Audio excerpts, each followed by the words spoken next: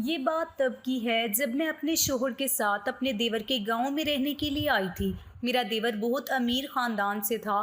گاؤں میں ان کا گھر نہیں بلکہ ایک بہت بڑی حویلی تھی جس میں صرف میرے دیور اور دیورانی رہتے تھے۔ میرے دیور کی عمر 50 سال تھی، لیکن اس عمر میں بھی ان کا جسم فٹ تھا اور میرے شوہر سے 2 سال بڑے تھے، لیکن میرا شوہر ان کے مقابلے میں کافی کمزور جسامت کا مالک تھا۔ میرے دیور دکھنے میں کسی ہیرو سے کم نہیں لگتے تھے۔ میرے دیور کو دیکھ کر کبھی کبھی میرا دل یہی کرتا کہ کاش میری شادی میرے دیور کے ساتھ ہو جاتی، کیونکہ میرے شوہر اکثر کام کے سلسلے سے ہمیشہ مجھ سے دور ہی رہتے تھے۔ آج بھی جب رات کو میرے شوہر میرے ساتھ نہیں تھے تو میں اکیلی بستر پر تنہا رات گزار رہی تھی کہ تبھی اچانک مجھے حویلی میں کسی کی آہستہ آہستہ چلانے کی آوازیں آنے لگی۔ یہ آواز بڑی ہی الگ تھی، جیسے کوئی اپنی پیار کی دنیا میں گم ہو۔ ان آوازوں کو سن کر میرا بھی دل بہت زوروں سے دھڑکنے لگا تھا۔ میں چپ چاپ کمرے سے نکل کر آہستہ آہستہ قدم بڑھانے لگی۔ جب میں آواز کو سنتے سنتے آگے بڑھی تو میں نے دیکھا کہ یہ آواز تو مجھے اپنے دیورانی کے کمرے سے آ رہی ہے۔ میں سوچنے لگی کہ میرے دیور کی عمر تو کافی ہو گئی ہے، میرا شوہر اب نہیں آتا میرے پاس، تو وہ اس عمر میں کیسے یہ سب کر رہے ہیں۔ یہی سوچتے ہوئے جب میں نے دروازے کے باہر سے کان لگائے تو مجھے اپنی دیورانی کی آواز آنے لگی۔ وہ کہہ رہی تھی، بس کرو، مجھ سے برداشت نہیں ہو پا رہا، لیکن میرا دیور پھر بھی اپنی طاقت لگا رہا تھا۔ یہ سب سن کر میرا بھی دل مچلنے لگا۔ اچانک جب میں نے کھڑکی سے جھانک کر دیکھا تو میرا دیور دیورانی کے ساتھ پورے جوش کے ساتھ جب یہ سب کر کے کمرے سے دیور باہر نکلا تو اس نے مجھے دیکھ لیا اور میری آنکھوں کو دیکھ کر وہ میرے جذباتوں کو اچھی طریقے سے سمجھ گیا تھا۔ پھر میں اس کا ہاتھ پکڑ کر اپنے کمرے کی طرف لے گئی اور وہاں جا کر دیور جی نے بڑے زوروں کے ساتھ، میرا نام انفال ہے، میں اپنی عمر کے جس حصے پر تھی جہاں پر لڑکی کی شادی ہونے کے بعد اس کے بچے بھی ہو جاتے ہیں، لیکن میری ابھی تک شادی نہیں ہوئی تھی۔ میرا رنگ سانولا تھا، جس کی وجہ سے کوئی بھی لڑکا مجھ سے شادی کرنے کے لیے تیار نہیں تھا۔ میری عمر اب 35 سال تھی۔ میری شادی نہ ہونے کی وجہ سے ماں باپ نے وقت رہتے ہی میری چھوٹی بہن کی شادی مجھ سے پہلے کر دی۔ میری بہن کا رنگ مجھ سے کافی بہتر تھا، اسی وجہ سے اس کے لیے کافی اچھے اچھے رشتے بھی آنا شروع ہو گئے۔ شادی کو لے کر میرے بھی کئی خواب تھے جو مجھے اپنی زندگی میں ادھورے لگ رہے تھے۔ میں ہمیشہ اپنی ماں کی گود میں سر رکھ کر یہی کہتی کہ ماں، کیا کبھی زندگی میں میری شادی ہوگی یا میں ہمیشہ ہی ایسے ہی کنواری بیٹھی رہوں گی۔ میری ماں میری بات سن کر یہی کہتی کہ انفال، تو یہ سب بالکل مت سوچ، دیکھنا اللہ تیرے لیے بہت ہی اچھا لڑکا تیری زندگی میں بھیجے گا جس کے ساتھ دیکھنا تم بہت ہی خوش رہو گی۔ یہ سب سوچ کر میں بھی اپنے دل کو تسلی دے دیا کرتی تھی، لیکن اب آہستہ آہستہ میری عمر کی میری ساری دوستوں کی شادیاں ہو چکی تھی اور اب تو ان کے بچے بھی ہو چکے تھے۔ اکثر میری سہیلیاں مجھے تانا دیا کرتی تھی کہ تجھ جیسی سانولی لڑکی سے کوئی شادی نہیں کرے گا، جسے سن کر میں گھر آ کر بہت ہی زیادہ روتی تھی۔ میں ملتان کے ایک بڑے شہر میں رہتی تھی۔ میں ایک مڈل کلاس فیملی سے تعلق رکھتی تھی۔ میرے گھر میں میری امی ابو اور چھوٹی بہن رہتی تھی جس کی شادی ابھی 1 سال پہلے ہو چکی تھی اور ابھی 1 مہینے پہلے اس نے بہت ہی پیارے سے بچے کو جنم دیا تھا۔ سانولے ہونے کی وجہ سے میرے لیے کوئی بھی رشتہ نہیں آتا تھا۔ اگر کوئی رشتہ آتا بھی تو وہ مجھے دیکھ کر انکار کر کے چلے جاتے۔ اپنی بڑھتی عمر کے ساتھ میں نے اپنے خوابوں کو خود سے توڑ دیا تھا۔ میں نے سوچ لیا تھا کہ شاید میری قسمت میں کوئی لڑکا لکھا ہی نہیں ہے۔ اب جب بھی کوئی میرے سانولے رنگ کا مذاق اڑاتا تو اس کا بھی مجھ پر کوئی اثر نہیں پڑتا۔ میں نے اپنے دل و دماغ کو اچھے طریقے سے سمجھا لیا تھا کہ اب مجھے اپنے ماں باپ کے ساتھ ہی اپنی زندگی کاٹنی ہے۔ یہی سب کچھ سوچ کر میں اپنی زندگی گزار رہی تھی کہ تبھی ایک دن ماں مجھ سے کہنے لگی کہ انفال، دیکھنا تیرا ایک بہت ہی اچھا رشتہ آئے گا۔ ماں کی بات سن کر میں نے کہا کہ ماں، کیا تم دن میں خواب دیکھ رہی ہو؟ ماں مجھے کہنے لگی کہ نہیں انفال، تو میری بات پر یقین رکھ۔ ہمارے پڑوس میں جو نسیم خالہ ہے نا، اس کے کسی دور کے رشتے دار کا ایک لڑکا ہے جس کی عمر بھی 50 سال ہو چکی ہے اور اس نے ابھی تک شادی نہیں کی۔ ماں مجھے کہنے لگی کہ اس لڑکی کی جو خالہ ہے وہ چاہتی ہے کہ اس لڑکی کی شادی ہو جائے۔ میں نے نسیم خالہ کو تیری فوٹو بھیج دی ہے، اگر تو لڑکے کو پسند آ گئی تو یہ شادی جلد ہو جائے گی۔ ماں کی باتوں کو سن کر میں نے کہا کہ ماں، آپ جانتی ہیں نا میرے سانولے رنگ کی وجہ سے ہر لڑکا مجھے دیکھنے کے بعد ریجیکٹ کر دیتا ہے۔ لیکن ماں مجھے کہنے لگی کہ تو ان سب باتوں کو اور زیادہ مت سوچ، اللہ پر بھروسہ رکھ، دیکھنا اللہ تیرے لیے بہت ہی اچھا کرے گا۔ ماں کی باتوں کو سن کر میں چپ چاپ اپنے کمرے میں آ گئی۔ کمرے میں آ کر میں اپنے دل میں سوچنے لگی کہ میری وجہ سے میرے ماں باپ کو بھی کتنی پریشانی اٹھانی پڑ رہی ہے۔ اگر میں آج خوبصورت ہوتی تو میری شادی کب کی ہو چکی ہوتی۔ مجھے اندر ہی اندر بہت ہی زیادہ دکھ ہو رہا تھا۔ میں سوچ رہی تھی کہ کل بھی جب لڑکا اس رشتے سے انکار کر دے گا تب ماں کو کتنا زیادہ دکھ ہوگا، کیونکہ کوئی بھی لڑکا میرے سانولے رنگ کو دیکھتا تو انکار کر کے چلا جاتا۔ پھر اسی طرح پورے 2 دن گزر چکے تھے۔ پھر ایک دن اچانک ماں میرے کمرے میں بھاگتی ہوئی آئی اور مجھے کہنے لگی، انفال یہ مٹھائی کھا اور شادی کی تیاری شروع کر دے۔ ماں کی باتوں کو سن کر میں نے کہا کہ ماں تم یہ کیا کہہ رہی ہو؟ ماں مجھے کہنے لگی کہ وہی جو سچ ہے جس کے لیے تو اتنے سالوں سے ترس رہی ہے۔ میں نے ماں سے کہا کہ ماں مجھے اتنا مت الجھاؤ، سیدھا سیدھا بتاؤ کہ بات کیا ہے۔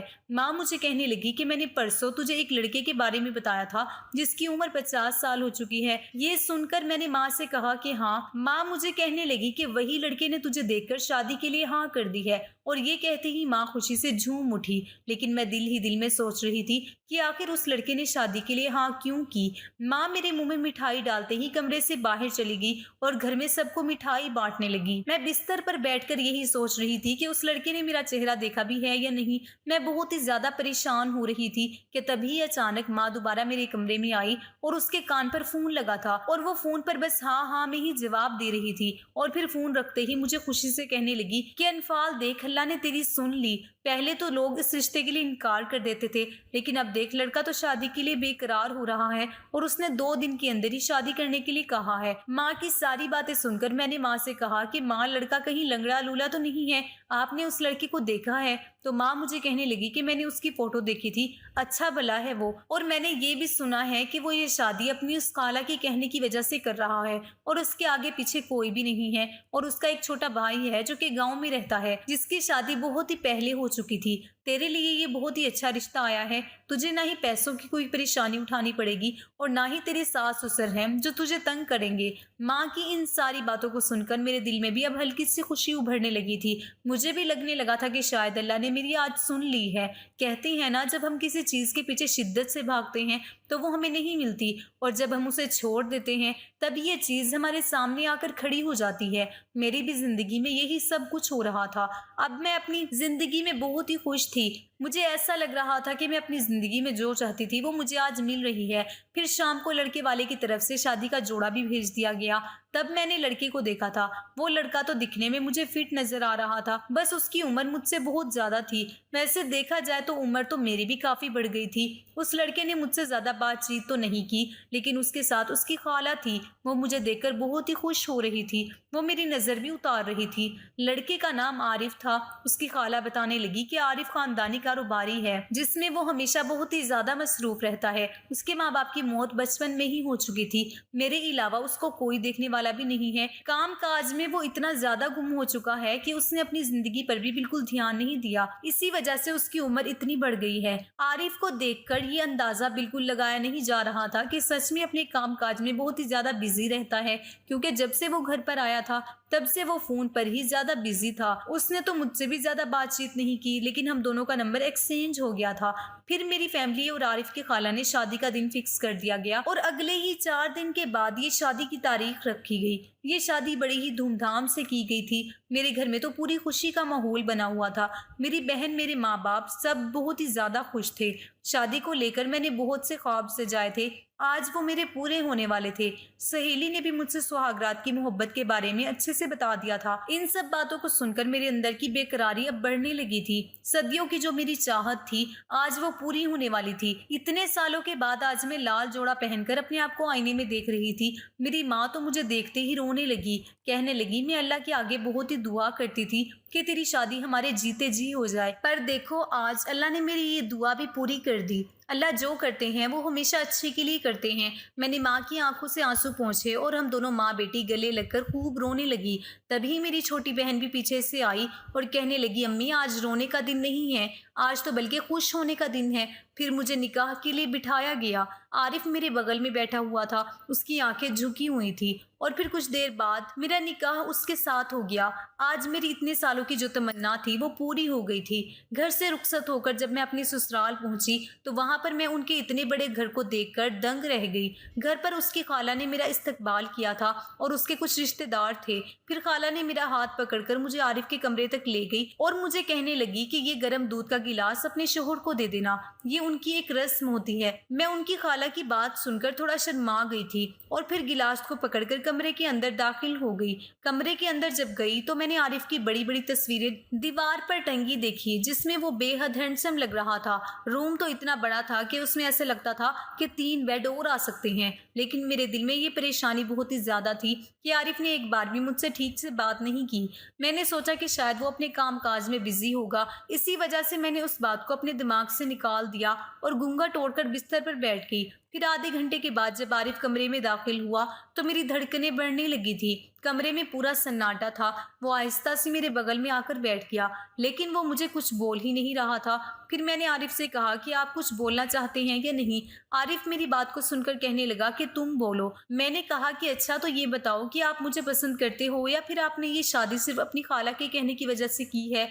आरिफ कहने लगा, ये रिश्ता वैसे खाला ने तय किया था, लेकिन मुझे तुम पसंद आई थी, तभी मैंने इस रिश्ते के लिए हाँ की थी। ये सुनकर मेरे चेहरे पर एक मुस्कुराहट आई। फिर मैंने कहा कि मैं तो सांवली हूँ और आपको कोई भी लड़की मिल सकती थी, लेकिन आपने मुझसे शादी क्यों की। मेरी बातों को सुनकर थोड़ी देर के लिए वो चुप रहा और फिर कहने लगा, देखो मैं मानता हूँ कि मुझे कोई भी लड़की मिल सकती है, लेकिन जिस लड़की की मैं ख्वाहिश रखता था वो मुझे आज तक नहीं मिली। जब खाला ने मुझे तुम्हारी फोटो दिखाई तो मुझे एक ही नज़र में पसंद आ गई और मैंने इस रिश्ते के लिए हाँ कर दी। उसके आगे मैं कुछ बोलने ही वाली थी कि तभी आरिफ ने मेरे मुंह पर हाथ रख दिया और कहने लगा कि क्या तुम मुझे पसंद नहीं करती, क्यों तुम इतने सवाल कर रही हो। ये सुनते ही मैं चुप हो गई और फिर आरिफ ने लाइट बंद करते ही आहिस्ता आहिस्ता वो सब किया जिसकी तमन्ना मुझे कई सालों से थी, जिसकी ख्वाहिश के लिए मैं हमेशा तड़पती थी कि मेरा शोहर मुझसे बेपनाह मोहब्बत करे। आज वो रात थी जब आरिफ मुझ पर खूब प्यार लुटाने वाले थे। आरिफ ने रात भर मुझसे बहुत ही बेपनाह मोहब्बत की।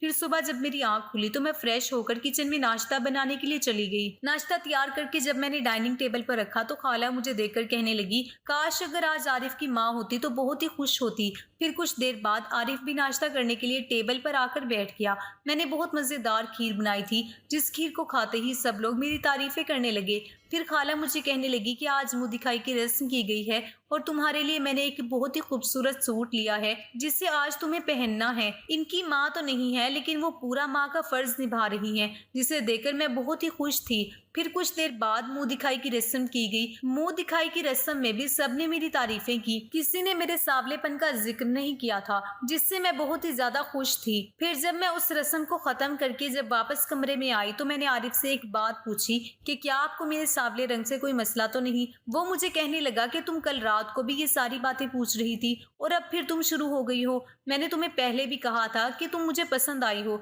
रही बात सांवले चेहरे की, तो इंसान का चेहरा नहीं बल्कि सीरत देखी जाती है। और ये कहते ही आरिफ ने मुझे अपने गले लगा लिया और फिर कमरे को बंद करते ही मुझ पर प्यार लुटाने लगा। मेरी जिंदगी ऐसे ही हंसते खेलते गुजर रही थी। मैं अपनी जिंदगी में बहुत खुश थी। मैं अल्लाह का हमेशा शुक्र अदा करती थी। मैं यही सोचती कि जो होता है अच्छे के लिए होता है। अम्मी अब्बू का कभी जब फोन आता तो वो आरिफ के बारे में पूछते और मैं उनसे यही कहती कि आरिफ मेरा बहुत ख्याल रखता है, आपको मेरी फिक्र करने की बिल्कुल भी जरूरत नहीं। माँ मेरी बातें सुनकर कहने लगी कि देखा अनफाल, मैं तुझे कहती थी अल्लाह देखना तेरे लिए अच्छा ही करेगा और आज तो अपनी जिंदगी में बहुत खुश है। मैं दुआ करूंगी कि तेरी खुशियों को कभी किसी की नजर ना लगे। अब मेरी शादी को पूरे 7 महीने ही गुजरे थे कि तभी अचानक आरिफ आकर मुझे कहने लगे अपने कारोबार के सिलसिले में मुझे वापस अपने गाँव जाना पड़ेगा। ये सुनते ही मैं थोड़ा उदास हो गई थी। कहा कि मैं आपके बगैर अकेली यहाँ पर कैसे रहूंगी। तभी आरिफ मुझे कहने लगे, अरे पगली तुम परेशान क्यों होती हो, तुम भी मेरे साथ ही चलोगी। ये सुनते ही मेरे चेहरे पर मुस्कुराहट आ गई और फिर मैंने हम दोनों का बैग पैक कर लिया। फिर अगली सुबह मुझे आरिफ अपने साथ गाँव में ले गए। फिर पूरे 3 घंटे के सफर के बाद जब मैं आरिफ के घर के बाहर खड़ी हुई तो मैं उसे देखकर चौंक गई। बल्कि वो घर नहीं था, एक हवेली थी जो काफी सदियों पहले बनाई गई थी। मैं कुछ देर खड़ी होकर उस हवेली को ही देख रही थी कि तभी आरिफ मुझे कहने लगा कि तुम बाहर खड़ी इस हवेली को देखती रहोगी या फिर मेरे साथ घर के अंदर भी चलोगी। फिर मैंने फौरन आरिफ का हाथ पकड़ा और हम हवेली के अंदर दाखिल हो गए। अंदर जाते ही मेरी एक देवरानी मुझे मिली। आरिफ मुझे कहने लगा ये मेरी भाभी है। आरिफ की देवरानी का रवैया मेरे साथ बहुत ही अच्छा था। फिर कुछ मिनट के बाद ही मुझे पीछे से एक आदमी की आवाज आई। जब मैंने मुड़कर देखा तो मुझे ये पता चला कि वो मेरा देवर था। मेरे शोहर आरिफ अपने भाई के गले लगे तो मेरे देवर मेरे शोहर को कहने लगे कि आरिफ तुमने हमें पहले क्यों नहीं बताया, हम तेरे आने का इस्तकबाल करते। जिसे सुनते ही आरिफ कहने लगा कि अरे भाई, मैं किसी काम से यहाँ आया हूँ और अब सारी बात आप मुझे दरवाजे पर ही पूछ लेंगे क्या। ये कहते ही मेरे देवर ने हंसते हुए कहा, अरे नहीं नहीं, अच्छा तू चल, हम बाद में इस बारे में बात करेंगे, और बता कैसा है। फिर मेरे शोहर ने मेरे देवर से मेरी मुलाकात करवाई। देवर को देखने से तो ऐसा लग रहा था कि वो तो अभी सिर्फ 40 साल की उम्र का है। वो दिखने में हैंडसम लग रहा था। मेरी देवरानी की उम्र काफी ज्यादा मुझे लगी थी, लेकिन मैंने इस बारे में और ज्यादा नहीं सोचा। आरिफ की हवेली देखकर मैं बहुत ही ज्यादा खुश थी। उस हवेली में बहुत सारे रूम बने हुए थे, जिसे देखकर लगता था कि ये हवेली बहुत ही पुरानी बनी हुई है। मैंने जब देवरानी से इस बारे में पूछा तो वो मुझे कहने लगी कि ये हवेली मेरे सास ससुर के बड़ों ने बनाई थी। सुना था इसमें बहुत ही बड़ी फैमिली रहती थी, लेकिन आहिस्ता आहिस्ता सारी फैमिली अलग हो गई। कुछ अल्लाह को प्यारे हो गए। अब सिर्फ मैं और मेरे शोहर ही इसमें रहते हैं। मैं अपनी देवरानी के साथ बातें कर रही थी कि तभी पीछे से 3 बच्चे माँ कहते हुए भागते हुए मेरी देवरानी के गले लग गए। दरअसल मेरे शोहर की शादी बाद में हुई थी और देवर की शादी पहले ही हो चुकी थी। खैर, फिर मेरी देवरानी ने मेरी मुलाकात उनसे करवाई। फिर काफी घंटे की गपशप के बाद मेरी देवरानी ने मुझे मेरा कमरा दिखाया। ये कमरा आरिफ के घर से भी काफी ज्यादा बड़ा था। दीवारों पर हर चीज पुरानी रिवाज की बनी थी। उन सभी को मैं देख रही थी कि तभी अचानक आहिस्ता से किसी ने मेरे मुंह पर हाथ रख दिया। मैंने अपने आप को छुड़ाने की बहुत कोशिश की। जब मैंने मुड़कर देखा तो मेरे सामने मेरे शोहर खड़े थे। वो मुझे देखकर जोरों से हंसने लगे। कहने लगे, क्या हुआ, तुम डर गई। मैंने कहा कि ऐसा भला कोई करता है क्या? अगर कोई सच में मेरे साथ इस तरीके की हरकत करता। मेरी बात सुनते ही मेरे शोहर कहने लगे, इस तरीके की हरकत करने का कोई सोच भी नहीं सकता, और यहाँ पर तो सब अपने हैं। मैंने कहा कि नौकर चाकर भी तो हो सकते हैं ना। तो वो कहने लगे कि यहाँ पर नौकर भी बहुत पुराने लगे हुए हैं, बाहर का यहाँ कोई भी नहीं आता। ये सुनकर मैं चुप हो गई और फिर मेरे शोहर ने फिर से मुझ पर मोहब्बत लुटाना शुरू कर दी।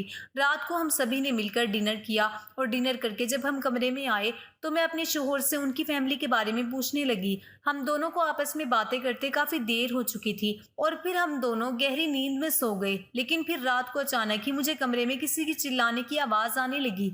ये आवाज बहुत ही आहिस्ता आहिस्ता से आ रही थी। मैं डर के मारे उठी। मैंने जब अपने शोहर के उठाने की कोशिश की तो वो बहुत ही गहरी नींद में सो रहे थे। इस वजह से मैंने उन्हें दोबारा जगाने की कोशिश नहीं की। कुछ देर बाद ये आवाज आहिस्ता आहिस्ता बंद हो गई। मुझे अब डर भी लगने लगा था कि कहीं इस हवेली में कोई आत्मा तो नहीं है। मैं अक्सर किताबों में सुना करती थी कि पुरानी हवेली में आत्माएं अक्सर घुमा करती हैं, और ये हवेली भी तो दिखने में पुरानी हवेली की तरह लग रही थी। यही सब कुछ मैं अपने दिमाग में सोच रही थी और फिर अल्लाह का नाम लेते हुए फिर से दोबारा बिस्तर पर आकर लेट गई और फिर अपने शोहर को पकड़कर सो गई। सुबह जब मैं उठी तो मेरी देवरानी कमरे का दरवाजा खटखटा रही थी।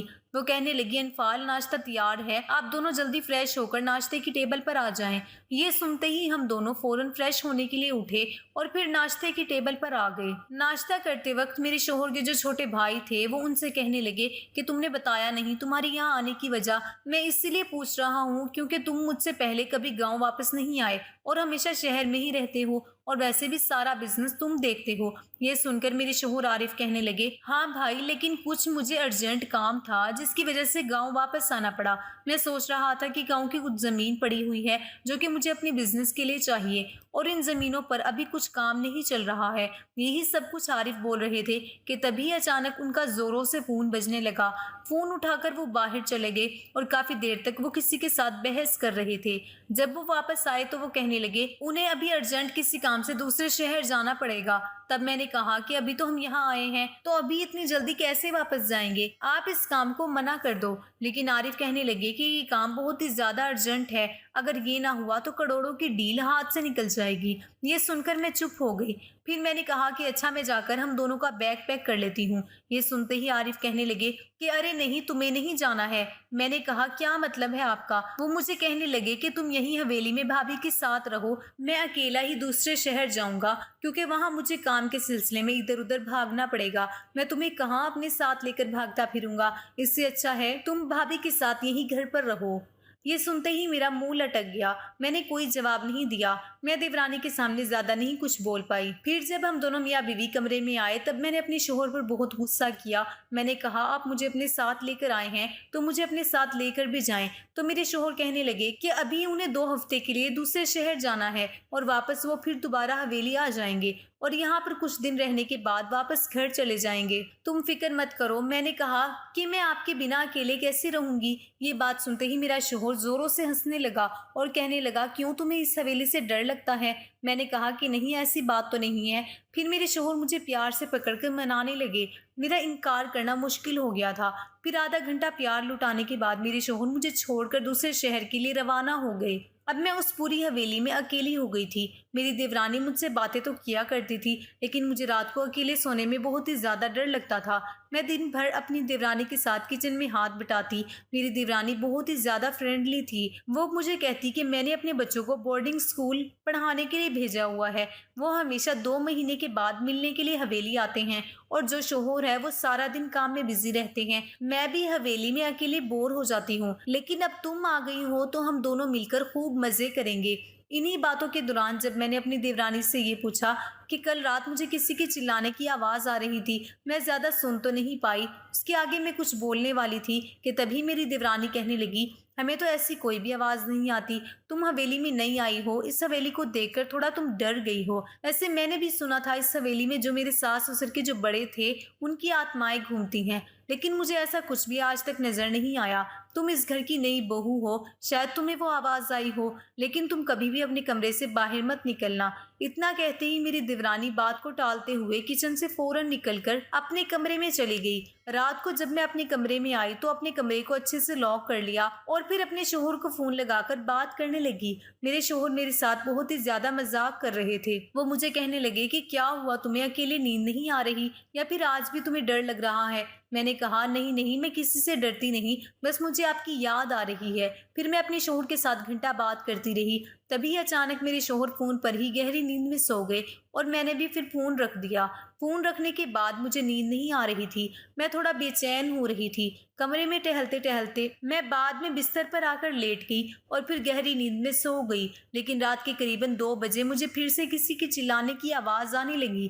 یہ آواز کچھ الگ سی تھی، جیسے کوئی کسی کے ساتھ کچھ وہ سب کر رہا ہو، لیکن مجھے لگا کہ شاید یہ میری غلط فہمی ہو سکتی ہے، کیونکہ اتنی بڑی حویلی میں میرے دیور اور دیورانی کے علاوہ کوئی بھی نہیں تھا۔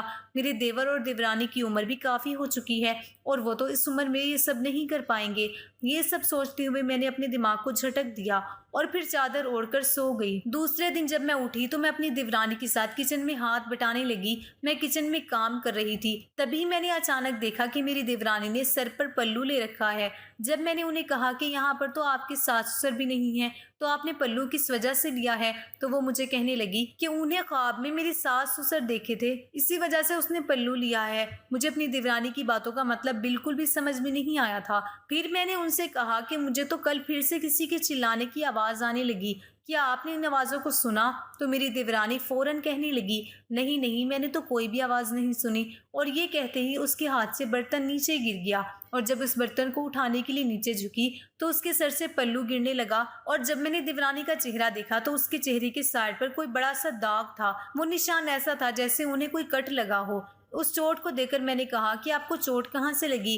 تو وہ مجھے کہنے لگی کہ نہیں، مجھے تو کوئی چوٹ نہیں لگی، یہ تو پرانا ہی کوئی داغ ہے، اور یہ کہتے ہی وہ کچن سے بھاگ کر کمرے میں چلی گئی۔ مجھے کچھ گڑبڑ سی لگنے لگی۔ میری دیورانی تو ویسے ہی بہت اچھی تھی، لیکن جب بھی میں چلانے کی آواز کے بارے میں پوچھتی تو وہ مجھے کچھ نہ کچھ بہانہ مار کر کمرے سے چلی جاتی۔ اب میں نے سوچ لیا تھا کہ میں سچائی جان کر رہوں گی، اسی وجہ سے میں رات کو بے صبری سے انتظار کرنے لگی۔ رات کو میں نے کمرے کی لائٹ بند بھی کر دی، جیسے سب کو لگے کہ میں گہری نیند میں سو چکی ہوں، لیکن پھر رات کے قریباً 2 بجے مجھے پھر کسی کی چلانے کی آواز آنے لگی۔ میں اتنا تو سمجھ چکی تھی کہ اس حویلی میں کوئی بھوت نہیں ہے، یہ کسی انسان کی ہی آواز ہے۔ اسی وجہ سے میں نے کمرہ آہستہ سے کھولا اور آہستہ آہستہ قدم بڑھانے لگی اور اس آواز کو اچھے سے سننے لگی۔ آواز کو سنتے سنتے جب میں اپنی دیورانی کے کمرے کی طرف گئی تو مجھے وہ آواز میری دیورانی کے کمرے سے آنے لگی۔ میں سوچنے لگی کہ اتنی رات کو آخر ان کے کمرے سے اتنی چلانے کی آواز کیوں آ رہی ہے؟ یہی کچھ سوچتے ہوئے جب میں کمرے کی کھڑکی کے باہر جھانک کر دیکھنے لگی تو میری دیورانی اپنے گھٹنوں کے بل بیٹھی تھی اور ان کے شوہر ان کے بال پکڑ کر انہیں کہہ رہے تھے کہ میں نے تمہیں کب سے کہا کہ تم عارف کے پاس جا کر اس پیپر پر سائن کروا لو، میں نے تمہیں پہلے بھی کہا تھا کہ عارف کی کبھی شادی نہیں ہونی چاہیے، اس کی شادی بھی ہو گئی اور تم نے مجھ سے یہ بات بھی چھپا کر رکھی۔ اب دیکھو وہ دوبارہ واپس آ گیا ہے اور وہ گاؤں کی پرانی زمینوں پر اپنا حق جتائے گا۔ میرے دیور جی اپنی بیوی کو یہ سب باتیں بولتے ہوئے کہنے لگے کہ اگر تم نے جلد سے جلد ان پیپرز پر سائن نہ کروایا تو تمہیں جلد ہی اس حویلی سے غائب کر دوں گا اور کسی کو کچھ پتہ بھی نہیں چلے گا، کیونکہ میں بہانہ مار دوں گا کہ تم کسی اور سے محبت کرتی تھی اور مجھے چھوڑ کر ہمیشہ کے لیے اس لڑکی کے ساتھ چلی گئی۔ یہ ساری باتیں سن کر میری دیورانی اپنے شوہر کے آگے بھیک مانگنے لگی۔ وہ کہنے لگی کہ میرے چھوٹے چھوٹے بچے ہیں، ان بچوں کا تو سوچو، تم تو ان کے باپ ہو۔ یہ سنتے ہی میرے دیور کہنے لگے کہ میں ان بچوں کا باپ نہیں ہوں، وہ تمہارے پہلے شوہر کے بچے ہیں جو کہ اتنے سال پہلے روڈ ایکسیڈنٹ میں مر چکا ہے۔ میں نے تم سے یہ شادی صرف اور صرف زمین جائیداد حاصل کرنے کے لیے کی۔ میں نے سوچا تھا کہ گاؤں کی ساری زمین میرے نام ہوگی، لیکن پہلے تو سب کچھ ٹھیک تھا، لیکن اب عارف اپنی بیوی کے ساتھ واپس آیا ہے اور وہ دیکھنا اب اپنا سب کچھ واپس لے لے گا۔ 1 ہفتے کے بعد واپس حویلی آئے گا اور کیسے بھی کر کے ان پیپرز پر سائن کروانے ہیں، نہیں تو تمہارے لیے بہت ہی برا ہوگا۔ میری جٹھانی خوب زور زور سے رونے لگی۔ اب مجھے سمجھ میں آ گیا تھا کہ ہر روز رات کو مجھے چلانے کی آواز کیوں آتی تھی۔ میرے دیور جی میری دیورانی کے ساتھ یہ سب غلط کر رہے تھے۔ پھر میں چپ چاپ اپنے کمرے میں آ گئی اور کمرے میں آ کر ان سب کے بارے میں سوچنے لگی۔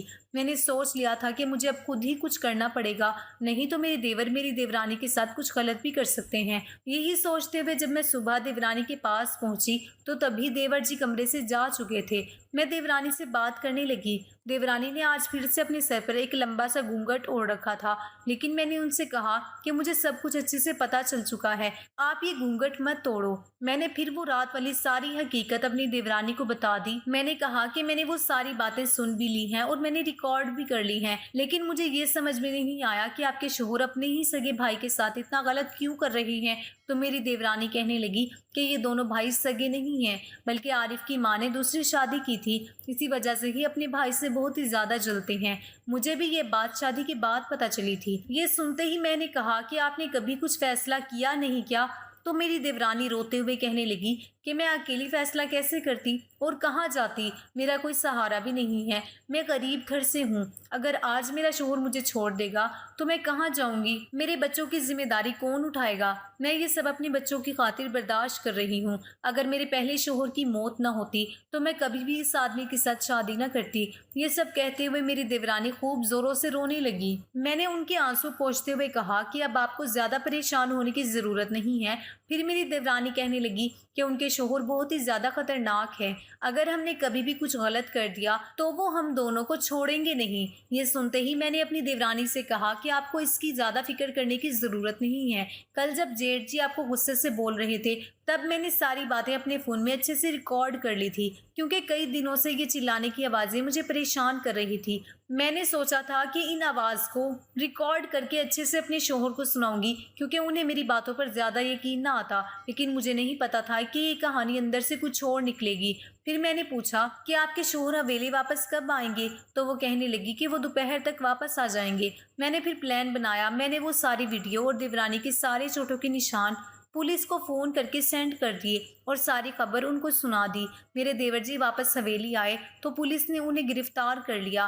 پکڑے جانے کے ڈر سے میرے دیور جی بھاگنے لگے، لیکن پولیس نے انہیں پھر بھی پکڑ لیا۔ دوسرے دن جب میرے شوہر عارف واپس آئے تو میں نے انہیں یہ ساری کہانی بتا دی تو وہ بہت ہی زیادہ دکھی ہوئے۔ وہ مجھے کہنے لگے کہ مجھے پتا تھا کہ میرا بھائی سوتیلا ہے، وہ گاؤں کی زمین حاصل کرنے کے لیے کچھ بھی کر سکتا ہے، لیکن مجھے یہ نہیں پتا تھا کہ وہ اتنا غلط کرے گا۔ لیکن تم نے اکیلے اتنا سب کچھ آخر کیوں کیا؟ تم میرے آنے کا انتظار بھی نہیں کر سکتی تھی؟ میں نے کہا کہ آپ کام میں بہت بزی رہتے ہیں، اسی وجہ سے میں نے سوچا کہ میں آپ کو پریشان نہ کروں۔ عارف کہنے لگے کہ لیکن اگر تمہیں کچھ ہو جاتا تو میں کیسے جیتا؟ یہ سب سنتے ہی مجھے عارف کی آنکھوں میں اپنے لیے بے پناہ پیار اور فکر نظر آ رہی تھی۔ میں فوراً ان کے سینے سے لگ کر کہنے لگی، آج سے ہم بھی یہی حویلی میں رہیں گے اور دیورانی بھی ہمارے ساتھ رہے گی، کیونکہ انہیں بہت ساری پریشانیوں کا سامنا کرنا پڑا ہے۔ میری بات سن کر عارف بھی کہنے لگے، ہاں تم نے صحیح کہا، بھائی نے جو کیا وہ بہت ہی زیادہ غلط تھا، بھابھی کو بھی اپنی خوشیوں کا حق ملنا چاہیے۔ پھر اسی طرح ہم سبھی آپس میں مل کر رہنے لگے اور اب 1 سال گزر جانے کے بعد مجھے ایک پیارا سا بیٹا بھی ہوا ہے، جس کا نام ہم نے سبحان رکھا ہے۔ اب میں اپنی زندگی میں بہت خوش ہوں۔ دوستو، اگر کہانی اچھی لگی ہو تو ویڈیو کو لائک ضرور کریں۔